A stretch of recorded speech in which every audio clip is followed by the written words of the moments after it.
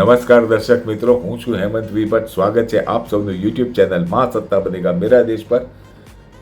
મિત્રો, જો આપ સનાતની છો તો આ ખૂબ જ અગત્યની માહિતી મેળવવા માટે આ વિડીયોને આપ પૂરેપૂરો જોશો તથા અન્ય સનાતનીઓ સુધી આ વિડીયોને ચોક્કસ પહોંચાડશો. કારણ કે આજે આપણે એ જાણવાના છીએ કે મંદિરમાં જતા પહેલાં આપણે કઈ કઈ કાળજી રાખવી જોઈએ અને એ કાળજી આપણે શા માટે રાખવી જોઈએ. તો ચાલો શરૂ કરીએ. સૌથી પહેલાં આપણે વાત કરીએ મંદિરની ધજા વિશે. તો મિત્રો, શું આપ જાણો છો કે મંદિર પર ધજા શા માટે ફરકાવવામાં આવે છે અને તેનું મહત્ત્વ શું છે? આપણે વિવિધ મંદિરો અને દેવસ્થાનોમાં ધજા ફરકતી જોઈએ છીએ અને ક્યારેક ને ક્યારેક આપણા મનમાં પણ એ પ્રશ્ન તો થાય જ છે કે આ મંદિર ઉપર ધજા શા માટે ફરકાવવામાં આવતી હશે. તો મિત્રો, આજે જે આપના મનમાં એક પ્રશ્ન ચાલતો હશે ઘણા વર્ષોથી કદાચ, એના વિશે આપણે વાત કરીશું. તો મિત્રો, ધજાનું આધ્યાત્મિક મહત્ત્વ અનેરું છે અને ફરકતી ધજા મંદિર માટે અગત્યની છે. ધજા મંદિરના શિખર પર એક દંડમાં ફરકતી રહે છે અને વરસાદ હોય કે પવન હોય પણ તે ફરકવાનું કદાપી ભૂલતી નથી. આપણે જુદા જુદા મંદિરોમાં જુદા જુદા રંગની ધજાઓના દર્શન કરીએ છીએ. ધજા બનાવવા માટે સાટીન અથવા રેશમનું કપડું વપરાય છે, જેને સજાવવા માટે તુઈ કે જરીનો ઉપયોગ થાય છે. તો હવે આવીએ આપણે આજના આપણા મુદ્દા પર કે મંદિર પર ધજા શા માટે ફરકાવવામાં આવે છે. તો એનો જવાબ એ છે કે નિર્માણ શાસ્ત્રમાં સોમપુરાઓએ લખ્યું છે કે મંદિર એ દેવ શરીર સ્વરૂપ છે. એના પાયા એ પગ છે, એના પિલર એ ઘૂંટણ છે, ગર્ભગૃહ એ એનું હૃદય છે અને તેમાં પ્રગટી રહેલો દીવો એ આત્માનું પ્રતીક છે. જ્યારે શિખર એ મસ્તક છે, ઉપર ફરકતી ધજા એ કેશ સ્વરૂપે ફરકે છે તેવું વર્ણન કરવામાં આવ્યું છે. બ્રહ્માંડમાંથી દેવી શક્તિને તથા સકારાત્મક તરંગોને મંદિરમાં બોલાવવા માટે ધજા એ રડાર જેવું કામ કરે છે. દ્વારકાધીશના મંદિરમાં ચડતી 52 ગજની ધજા ચડાવનાર ભક્તને 52 સંયોગો તથા લાભની પ્રાપ્તિ થાય છે. આ ધજાને મસ્તકે ચડાવવાથી ચિંતા મુક્તિનો અનુભવ થાય છે.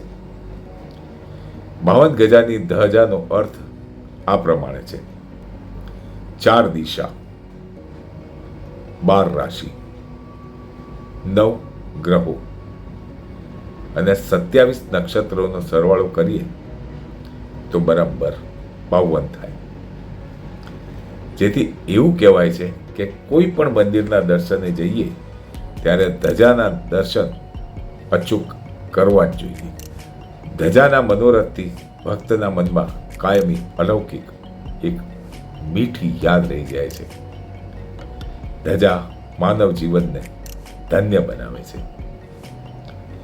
મિત્રો, હવે આપણે એ પણ જાણી લઈએ કે મંદિરમાં શા માટે ચપ્પલ બહાર ઉતારીને જવું જોઈએ.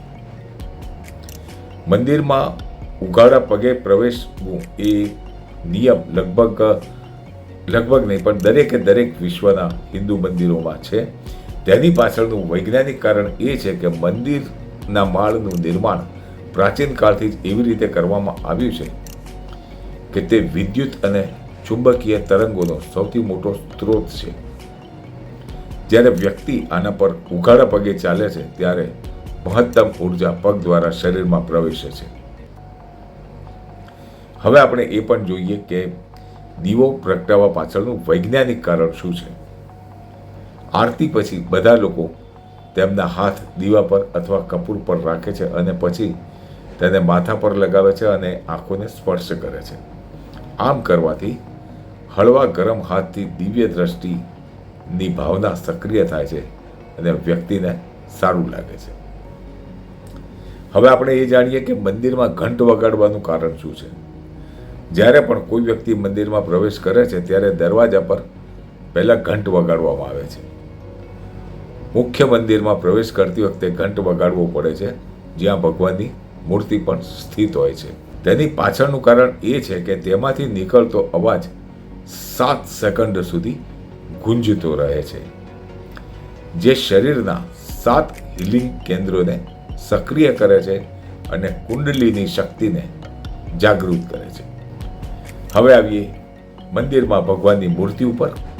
તો મિત્રો, મંદિરમાં ભગવાનની મૂર્તિ ગર્ભગૃહની મધ્યમાં મૂકવામાં આવે છે.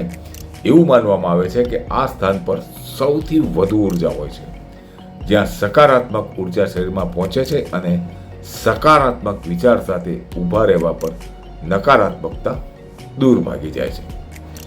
પરિક્રમા કરવા પાછળનું વૈજ્ઞાનિક કારણ: દરેક મુખ્ય મંદિરમાં દર્શન કર્યા પછી જ્યારે મંદિરમાં પરિક્રમા કરવામાં આવે છે ત્યારે તમામ સકારાત્મક ઉર્જા શરીરમાં પ્રવેશ કરે છે અને મનને શાંતિ મળે છે. પરિક્રમા સાથે જોડાયેલી અમુક ખાસ વાતો: સૂર્યદેવની 7, ભગવાન ગણેશની 4, ભગવાન વિષ્ણુની 4 અને તેમના તમામ અવતારની 4 પરિક્રમા કરવી.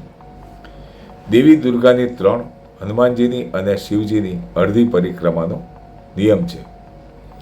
શિવની અડધી પરિક્રમા કરવામાં આવે છે. આ સંબંધમાં એવું માનવામાં આવે છે કે સાંકેતિક ગૌમુખ એટલે કે જળધારા જ્યાંથી વહેતી હોય ત્યાંથી ઓળંગીને આગળ પાર ન કરવું જોઈએ. કૃપા કરીને સનાતન ધર્મની મંદિરની પૂજા માટે આ વૈજ્ઞાનિક આધાર છે તેને શક્ય હોય તેટલું વધારે શેર કરજો, જેથી સામાન્ય લોકો મંદિરની આ વ્યવસ્થાઓને સમજી શકે. તો મિત્રો, આ માહિતી આપને કેટલી ગમી એ કમેન્ટમાં લખશો અને આવા જ સનાતની જ્ઞાનના વિડીયો જોવા માટે અમારી ચેનલ સાથે સંકળાયેલા રહેજો. એ સાથે જ આપ સૌને શુભકામના આપીને હું હેમંત વટ આપ સૌની વિદાય લઉં છું. પ્રણામ. જય શ્રી કૃષ્ણ.